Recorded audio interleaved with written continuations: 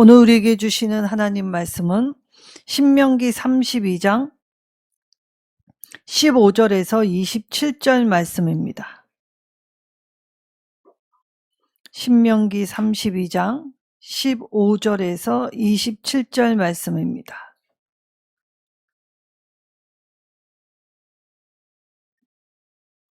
구약성경 313쪽입니다.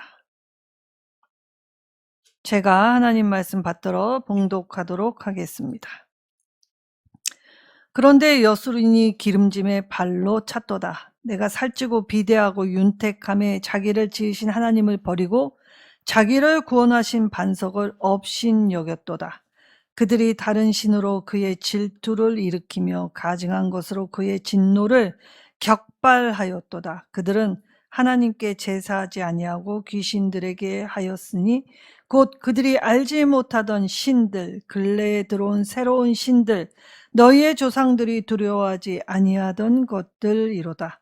너를 낳은 반석을 내가 상관하지 아니하고 너를 내신 하나님을 내가 잊었도다. 그러므로 여호와께서 보시고 미워하셨으니 그 자녀가 그를 경노하게 한 까닭이로다. 그가 말씀하시기를 내가 내 얼굴을 그들에게서 숨겨 그들의 종말이 어떠함을 보리니 그들이 심히 패역한 세대요 진실이 없는 자녀임이로다.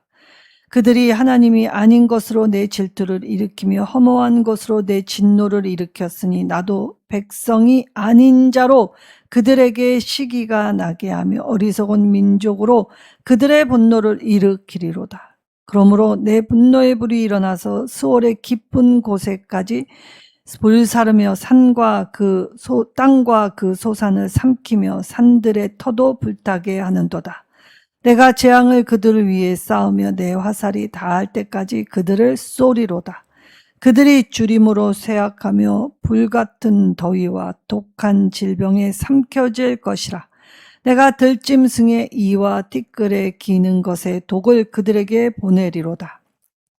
밖으로는 칼에, 방 안에서는 놀람에 멸망하리니 젊은 남자도 처녀도 백발노인과 함께 젖먹는 아이까지 그러하리로다. 내가 그들을 흩어서 사람들 사이에서 그들이 대한 기억이 끊어지게 하리라 하였으나 혹시 내가 원수를 자극하여 그들의 원수가 잘못 생각할까 걱정하였으니 원수들이 말하기를 우리의 수단이 높으며 여호와가 이 모든 것을 행함이 아니라 할까 염려함이라. 아멘. 자, 하나님의 사랑을 입은 자. 그래서 하나님의 사랑을 입은 자를 구약 성경에서는 여수룬이라고 합니다. 이 여수룬이라는 뜻은 히브리어 아사르에서 유래하였는데 이 올바른 자, 의로운 자, 똑바르다 라는 뜻을 가지고 있죠. 근데 이 말이 정말 아이러니하게도 이 이스라엘을 지칭할 때 이 하나님 앞에 패역한 족속임을 이 부르는 호칭으로 이 똑바로 살지 못한 하나님 백성으로 사용되어 이스라엘의 존재 이유를 망각한 그들의 모습을 지적하는 말로 쓰였다는 것입니다. 자, 아이러니라는 말은 예상 밖의 결과나 그리고 그 빚은 모순이나 부조화를 아이러니라고 합니다. 자, 우리는 모두 모순 덩어리입니다. 입술로는 하나님을 경외한다 함으로 이 하나님을 찾고 찾아 만나는 것 같지만 실상 마음은 하나님으로부터 먼 존재들이라는 것이죠. 그래서 인생의 아이러니, 그리고 우리가 하나님을 만난 그 첫사랑을 잃어버린 아이러니는 이 부조화, 우리의 삶의 질서와 조화를 이루는 것과 상반된 그래서 우리가 빚는 일은 화평과 그리고 화합함이 아니요 분열과 또 갈등을 유발하는 일들로 이 하나님의 몸된 교회를 쪼개놓기 시작했다라는 것입니다. 자, 우리의 악함이 이렇습니다. 그럼에도 이 하나님이 처음에 이사야 44장 2절에 나의 택한 여수루나라고 부르셨지요. 자, 이때 이사야 선지자는 여호와의 구원에 관하여 이 복과 화를 선포할 때 이 단어를 사용하였습니다.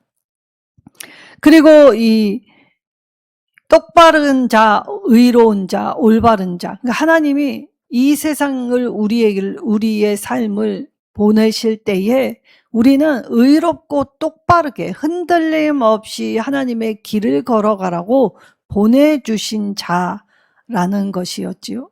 근데 이 하나님이 주신 것으로 말미암아 배부르고 살찌고 이 기름질 때에 하나님을 잊었다라고 표현합니다. 그러니까 하나님의 말씀대로 살지 않았다라고 하죠. 그리고 17절에 정말 무시무시하게, 자, 우리는 하나님을 찬송하고 예배하기 위해 택하셨는데 우리가 예배하는 그 자리가 하나님께 제사하지 아니하고 오히려 귀신들에게 행하였다라고 표현하였습니다. 자, 이때의 귀신들이라는 건 그냥 영적인 존재를 의미하는 단어입니다. 세드라고 하여서 머리는 황소 모양이고 몸은 이 사람 모양을 한 거대한 영, 그러니까 신이라기보다는 그냥 영적 존재. 그런데 이 영적 존재, 사탄의 하수인 이 귀신들을 자기의 마음을 주었다는 것입니다. 자, 내 마음을 주는 행위. 자, 내 마음은 내 것이라고 생각하지만 사실 실상 우리가 하나님의 사랑을 입는 건 내 마음이 아닙니다. 하나님이 도와주셨기 때문에, 함께 하셨기 때문에, 그래서 우리가 하나님을 인지할 수 있게 되었지요. 근데 우리가 그 하나님의 사랑을 잊고 난 이후에 무엇을 하였느냐? 쉽게 잊어버린 자 되었다는 것이지요. 자, 우리가 인생을 살면서 친구를 좋아할 때가 있습니다.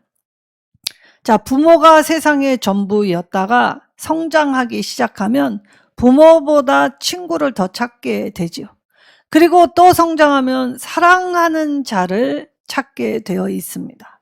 자, 그런데 우리의 사랑이 처음 만나 함께 하고 싶어 결혼을 했는데, 자, 결혼을 하고 난 이후에 서로의 존재를 망각하게 될 때 사실 생일조차도 잊어버리죠. 사는 게 바빠서. 그리고 그것이 무엇이 중요하냐? 우리가 이미 함께 했으니 라고 하면서 치부해버리면서 소홀해지기 시작합니다. 자, 그때에 이 사랑이 퇴색하고 또 사랑이 옅어지기 시작할 때, 자, 우리가 기억해야만 이 사랑이 다시 샘솟고 불붙을 수 있게 되지요. 그래서 기억은 정말 중요한 것입니다. 우리가 어려운 일이 있을 때 그 사람에 관한 그 기억을 떠올리게 될 때에 우리의 마음조차 접을 수 있는 힘이 있기 때문이지요. 그런데도 제일 사랑하는 부부 사이에도 왼수라고 할 정도로 처음 자기들이 사랑했던 그 모습을 잊어가기 시작합니다. 자, 그리고 이름도 잊어버리기 시작하죠. 이름을 불러주지 않습니다. 누구의 엄마, 누구의 아빠로 불리기 시작하죠. 그래서 그 존재가 주는 이 존재의 무거움을 인식하지 않게 될 때에 아주 가볍게 치부하게 되면 사랑은 쉽게 깨지지요. 자, 세상 풍파가 힘들어서 사랑이 깨진 게 아니라 내 마음이 변하여서 깨지게 되었다라는 것입니다. 자, 그런데 여기서 놀라운 점은, 자, 하나님이 그런 우리를 바라보실 때에, 자, 사랑의 하나님께서 오직 사랑으로 좋은 것을 자녀에게 주시기 위해서 우리가 수고도 아니한 이 하늘의 은총과 또 이 하나님의 인도로 말미암아 하나님이 우리의 터전을 붙들어 주시고 우리의 터전 안에서 하나님의 인도와 보호로 매일매일 살아갈 때의 그 매일매일의 은혜를, 하늘의 만나를 처음에는 이것이 무엇인가 라고 기뻐하였다가 매일매일 날이니까, 아, 내가 이걸 보기도 꼴도 보기 싫다, 냄새도 맡기 싫다라고 불평을 하기 시작하죠. 하늘에서 내린 신령한 음식을 매일매일 일상이 되고 매일매일 날이다 보니까 은혜를 저버리게 될 때 우리의 입술에서는 사랑의 변질, 그래서 이것을 꼴도 보기 싫다라고 하면서 범죄하기 시작합니다. 마음이 식었다, 돌아섰다라는 말로 표현을 하시죠. 자, 이때 우리의 이 모습을 보시면, 자, 하나님이 어떤 마음이 드셨는가라고 할 때 19절에, 자, 미워하셨다라는 히브리어 나하츠라는 단어를 쓰셨습니다. 이 나하츠라는 단어가 어떤 뜻이냐면, 경멸하다라는 뜻이었다는 것이죠. 자, 그러니까, 하나님만이 참 신이고 그 외에는 신이 아닌데 이 헛된 것, 신이 아닌 것들을 헛되이 쫓으면서 이 하나님을 향한 우리의 태도와 우리의 말과 행실이 잘못되기 시작하면 하나님도 이처럼 이 격한 감정을 표현하신다라는 것이었죠. 그래서 하나님이 우리를 보실 때 사랑하는 자녀로 그 눈으로 쳐다보신 것이 아니라 못 볼 것을 마치 본 이 경멸하는 눈으로 쳐다보기 시작하셨다라는 사실입니다. 자, 하나님의 분노가 자녀를 향한 그 눈이 사랑이 아닌 경멸로 차 있게 될 때, 자, 어떤 일이 일어나는가? 자, 우리는 그 후속 조치에 대한 대안도 없고 하나님이 하시고자 할 때 우리는 그 어떤 것도 속절없이 무조건 당해야 하는 처지로 전락할 수밖에 없습니다. 자, 하늘과 땅 하나님이 지으셨습니다. 그러므로 하늘과 땅 안에 있는 모든 것 하나님의 것입니다. 근데 이 하나님의 것으로 이 하나님이 자녀에게 주실 때에, 자, 이 자녀가 망각한 것이 무엇이냐? 당연히 내 것, 그러니까 주신 이 아버지의 사랑에 감사한 것보다 오히려 하나 더 가지려고 하고 아버지 것을 내게 쾌락의 이 도구로 삼아 이 아버지께 감사하지도 않고 아버지 앞에 함부로 살아가게 될 때, 자, 탕자라고 합니다.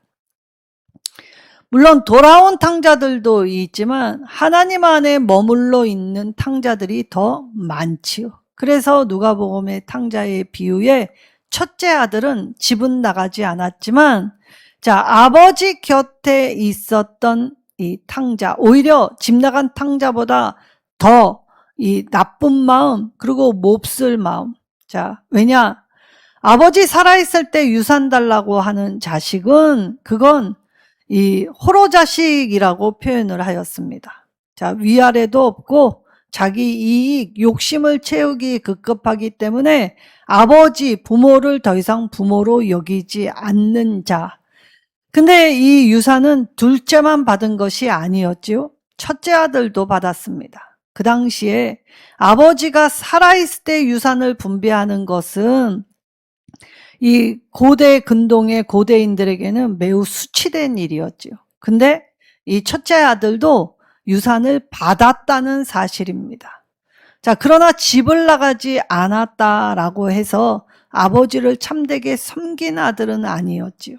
그래서 이 비유를 통해 오늘날 예배하는 저와 여러분이 바로 이 첫째 아들의 모습이 아닌지 돌아보게 말씀하여 주셨습니다. 자, 이스라엘은 첫째 아들, 둘째 아들 모든 죄악의 속성들을 다 가지고 있었습니다.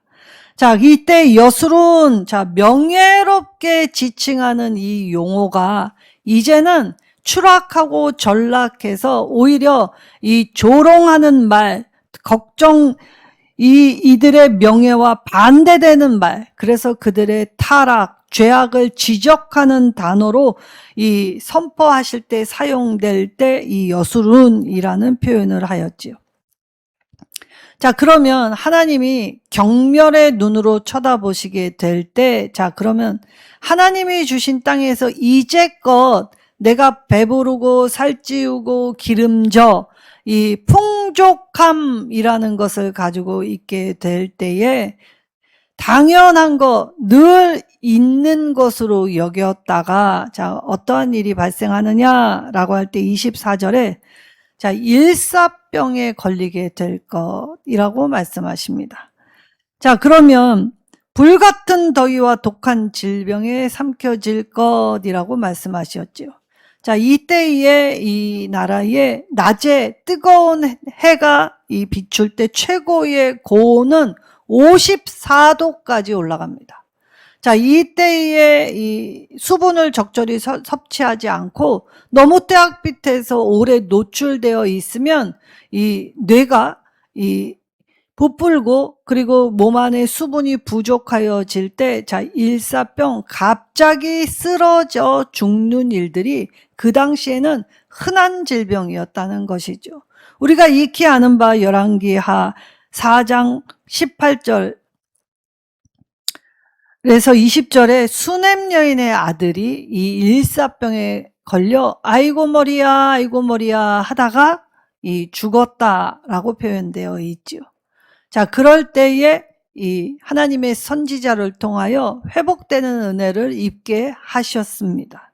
자, 그리고 시 121편 6절에는 낮의 해가 너를 상치 못하며 라고 표현하였죠. 자, 그러니까 이전에는 우리가 낮에 누구든지 나가서 열심히 성실히 일할 때에 이 태양빛에서도 안전하게 하나님이 지키셨는데, 이들이 이 일상을 함부로 여기게 될 때, 하나님의 은혜를 감사하지 않게 될 때에, 자, 생에 갑작스러운 일로 죽을 수 있었다라는 것입니다. 그리고 두 번째, 자, 이들이 줄이고 쇠약해진다라고 24절에 말씀하여 주셨지요. 자, 그러면 자, 오늘날에도 가난한 사람은 늘 우리와 함께 있습니다. 가난한 사람이 없었던 역사가 없습니다.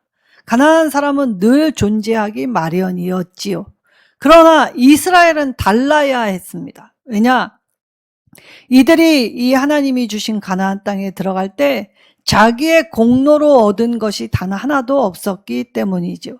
그래서 하나님이 이스라엘의 가난이 발생하지 않기 위해 율법을 주실 때 안식년과 희년 제도를 말씀하여 주셨습니다. 자, 그러면 왜 아직도 가난이 계속되고 있는가? 답은 하나이죠. 하나님의 말씀에 이들이 순종하지 않았기 때문이다 라는 것이었습니다. 자, 우리가 욕심만 버리면 똑같이 나눠서 우리가 서로를 돌보게 될 때 이 세상에 굶어 죽는 사람은 단 한 명도 발생하지 않는다고 하죠. 공산주의처럼 다 뺏어서 골고루 배분한다, 그 의미가 아닙니다. 자, 하나님이 주신 이 해를 받는 면적, 땅에서 수확한 소출을 똑같이 욕심 없이 나누면 굶어 죽는 사람이 있을 수 없다라고 하였지요. 그리고 살다 보면 의도치 않게 빚을 지게 될 때도 있습니다. 자, 그럴 때에 하나님은 이 안식년과 희년 제도를 통해서 이 삶이 영원히 끝이다라는 것이 아니라 다시 시작하게 하시기 위해 되돌릴 것을 명하여 주셨지만, 하나님의 안식년과 희년 제도는 지금까지 지켜진 적이 없다는 놀라운 사실이죠. 너무나 아름다운 이 법을 우리가 온전히 지켰다면 누구도 가난해지지 않고 살만한 세상이 되었을 터이지만, 우리는 나 하나의 욕심 때문에 이 누군가는 더 굶주려야만 하는 세상 안에서 살게 되었다는 것입니다. 자, 이때 이스라엘 안에 가난이 발생된 요인이 세 가지가 있었습니다. 첫째는 세금 제도였지요. 자, 이것이 이 가정, 그리고 이 농장, 또 소상인 2중 3중의 세금을 부담시켰기 때문에 이 가난한 사람은 더 가난해지고 가난해서 이것이 극복되는 일은 좀처럼 일어나지 않았습니다. 이것이 정말 과세가 굉장히 집중될 때가 어느 시대였습니까? 지혜의 왕 솔로몬의 시대였습니다. 자, 솔로몬은 이 노역과 세금 제도로 이 동족인 이스라엘 백성들의 고열을 짠 악독한 왕이기도 하였죠. 그래서 솔로몬이 죽자마자 나라가 반으로 쪼개지게 된 원인도 되었습니다. 자, 두 번째, 이 실업자, 가난한 사람들은 늘 일을 구해야 했지요. 대부분은 국가 경제의 대부분은 노예로 고통받는 삶을 많이 살았습니다. 그러니까 값싼 노동력을 제공하니 이것에 대한 가치가 떨어지는 건 자명한 사실이죠. 그래서 이 가난은 도무지 헤어나올 수 없고 대를 물려주게 되는 일이 발생했다는 것입니다. 세 번째는 이 고리대금, 사실 율법은 가난한 사람에게 이 원금과 이자 받는 일을 금지합니다. 그리고 특별히 동족에게 이자 받는 것을 금지하였지요. 그런데도 불구하고 이들은 늘 높은 이자를 부과하고 그리고 무자비한 징수 방법으로 특별히 아모스 시대에 아모스 2장 8절에 보면 빚에 대한 저당물로 가난한 자들의 의복까지 착취받게 되는 일들이 벌어졌다라고 하였습니다. 하나님이 보시기에 여술은 의로운 자로 택하고 부름받은 그 자리를 의로운 자답지 않게 살아가게 될 때에 그들의 행보, 하나님이 보고 계심에도 불구하고 하나님 의식하지 않습니다. 그리고 하나님을 두려워하지도 않았지요.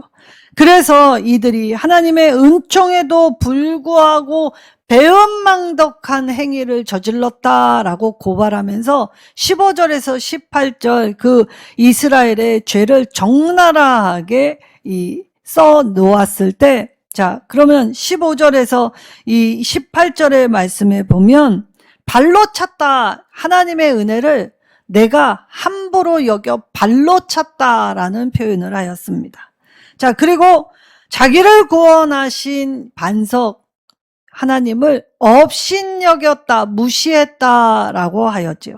그리고 다른 신으로 그의 질투를 일으키고 진노를 격발케 하였다라고 하였습니다. 하나님이 배부르고 이게 살만한 곳이 되게 했더니 눈을 슬쩍 다른 데로 돌려 무가치한 것, 돌덩이일 뿐인데, 쇠덩이일 뿐인데 그 무가치한 것에 자기 마음을 주며 신을 삼았다라는 것입니다. 오늘날에도 우리가 무가치한 것에 내 마음을 두면 그것이 나의 신이 된다. 그러니 무가치한 것, 생명 없는 만몬, 재물에 내 마음을 두게 될 때에 하나님과 비준하여 재물 놓을 수 없다라고 하면 하나님과 재물을 겸하여 섬길 수 없는데도 불구하고 표면상은 이 재물로 하나님을 섬기기 위함입니다. 내가 망하면 하나님에게 유익이 없습니다. 라는 이 잘못된 말을 행한다는 것입니다. 그리하여 하나님 아닌 것, 참신은 오직 하나님 한 분이신데 하나님 아닌 것으로 신을 삼아 온갖 것을 자신을 위하여 채우기 시작할 때 인간의 탐욕은 무덤과 같을 수밖에 없지요. 그리고 나서 그들이 하나님과 바른 관계를 맺지도 않았을 뿐만이 아니라 잊어버렸다, 망각의 죄를 저질렀다라고 말을 하여 주셨습니다. 그러니까 하나님이 내가 헛된 것에 마음을 줘버리니까 하나님이 그러면 너희가 지금 내가 너희에게 준 이 일상의 이 햇빛과 비를 업신여기고 가치없다 여기니 이것으로 말미암아 내가 너희 아닌 다른 자들에게 주겠다. 그래서 주신 것을 거둬들여서 다른 민족에게 주시겠다라고 하시면서 그들로 하여금 내가 여호와 하나님인 줄 알게 하시겠다. 그러니까 때때로 우리가 하나님의 은혜를 망각할 뿐만이 아니라 기억하지 않을 때 하나님이 때로는 이것을 기억하게 하기 위해서 하나님이 걷어서 다른 데에 주실 때 우리가 그때에 잃고 난 이후에 이게 진짜 중요한 것이었구나 깨달을 수 있게 하셨다는 말입니다. 그리고 나서 19절에서 25절에 하나님의 심판이 이제 엄중히 내릴 것이라고 경고를 하여 주셨지요. 자, 그동안 베풀어 주셨던 하나님이 우리에게 베풀어 주셨던 모든 것을 진노의 불로 소멸케 하는 심판을 내리시겠다. 자, 그래서 노아의 시대에 어땠습니까? 40주야의 물로 심판을 할 때 40주야의 물에 모두가 다 수장되었습니다. 오직 구원의 방주를 타고 있던 생명 외에는 모두 다 수장되었지요. 자, 그리고 진짜 무서운 건, 하나님이 이스라엘이 하나님 주신 것들로 하나님 주신 땅에 들어가서 전에 알지도 못했던 헛된 신들을 제사하고 섬기게 될 때 하나님이 19절에서 20절 하나님의 얼굴을 숨기시겠다라고 말씀하십니다. 자, 제사장의 축도는 하나님이 그 얼굴을 내게로 향하여 드사라고 말씀하셨지요.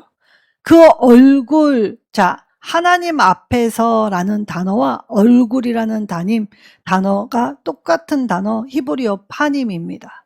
자, 그러니까 하나님의 얼굴, 하나님 앞에서 내가 살 때 하나님이 비춰주시는 그 빛의 따사로움, 그리고 빛의 위로, 빛의 새롭게함, 빛의 거룩함, 그것을 통하여서 우리가 이전에 알지 못했던 이 따뜻함, 변화함 이런 걸 깨닫게 될 때에 오늘 우리의 인생에서 하나님 앞에 예배한다는 것이 얼마나 기쁜 일인지를 깨달아야만 했던 건데 더 이상 그들과 관계하지 않으시겠다 선언하여 주셨지요. 그리고 뭐라고 하십니까?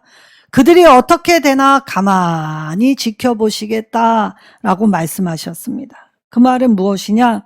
결국 하나님의 보호와 긍휼을 중단하시겠다라는 뜻입니다. 자, 그동안 우리가 미처 알지 못했지만 하나님이 나에게 해준 것이 무엇이 있습니까?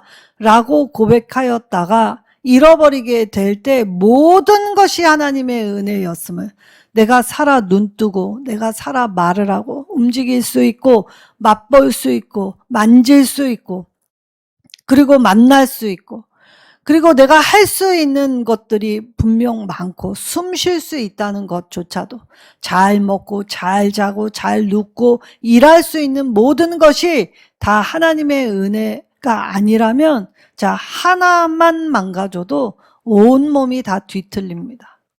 생각지 않은 사고로 이 어려움을 당한 사람들 얼마나 막막하겠습니까? 그런데 그 막막함을 가지고 하나님이 주신 빛을 조명받은 사람 중에는 그 막막함을 딛고 일어서서 그 막막한 자들의 이 앞선 자, 그래서 하나님의 얼굴빛을 향하여 드사 이 주시는 복을 깨달아 더 가치 있는 삶으로 변화되는 사람들의 이야기들이 인생 이야기들이 곳곳에 들려지게 되면 사람들은 말할 수 없는 위로를 받게 되어 있습니다.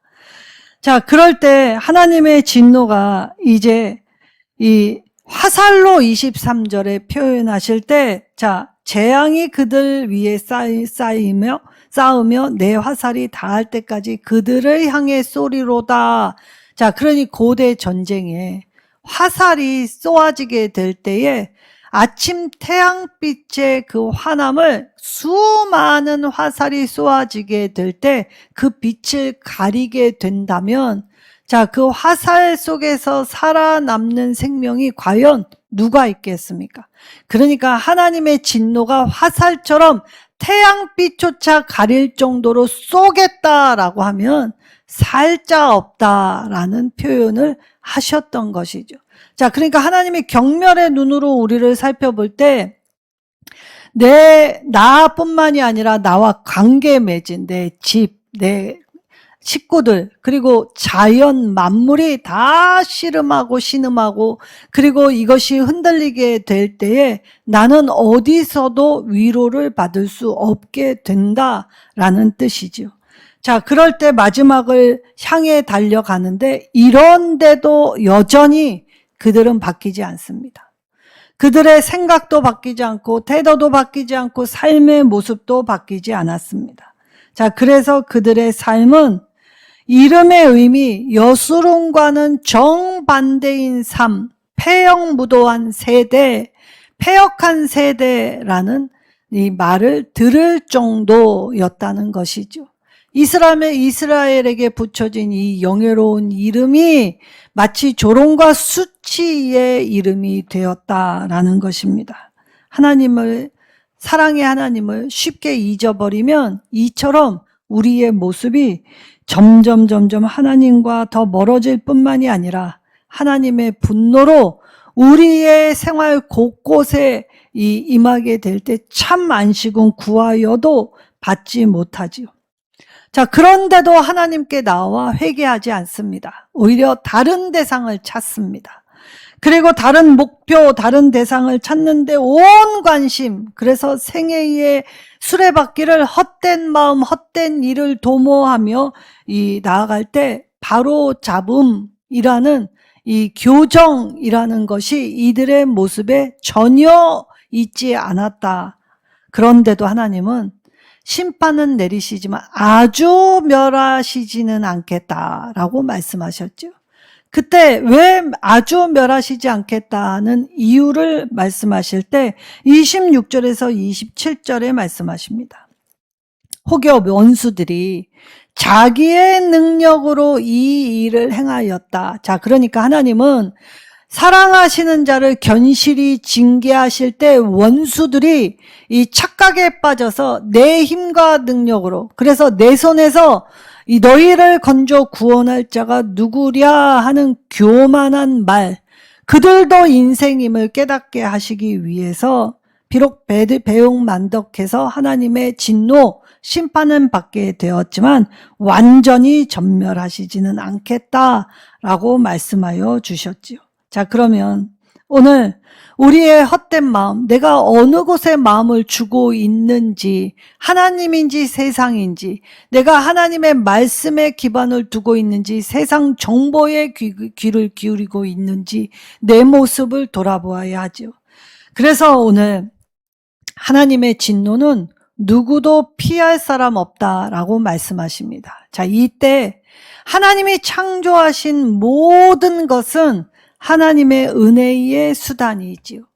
그러나 하나님의 진노를 받은 사람에게는 세상 모든 것이 하나님의 진노의 심판의 도구가 될 수 있다는 것입니다. 자, 그러면 심판을 피할 수 있는 유일한 길은 하나님 말씀 듣고 따라 순종하는 것이다 라고 말씀하시고, 그리고 매일매일 삶을 주신 기회를 회개하며 하나님의 말씀을 따라 그 악한 길에서 돌이키는 것이다 라고 분명히 선을 그어 주셨습니다. 지혜로운 사람은 하나님 말씀에 합당한 태도를 갖추는 자라고 말씀하여 주시죠. 자, 그렇다면 우리도 심판의 대상이 되지 말고 하나님의 복의 대상이 되어야 할 것입니다. 그러려면 하나님의 사랑을 입은 자답게 그 은혜를 기억하여 작은 일에도 감사하고 찬양하여, 그래서 함께 모여 예배할 때 우리의 모임 안에서 하나님의 이름이 드러나고 하나님의 이름이 높아지며, 그래서 우리의 연약함마저도 하나님의 인도와 보호, 그래서 하나님만이 내 삶의 최고 통치자이심을 높일 때 하나님은 오늘 하나님의 사랑을 입은 자로서 의로운 자, 그리고 올곧은 자, 여수론이라고 인정하여 주신다고 말씀하십니다. 이 세대를 본받지 말라라고 말씀하셨지요. 우리 여술은 다시 이름값으로 이름을 찾아 그 이름값으로 내 삶을 증명하고 내 존재를 증명하시는, 그래서 하나님이 기뻐하시는 하나님의 사랑을 입은 자 저와 여러분 모두가 되시기를 예수님의 이름으로 축원합니다.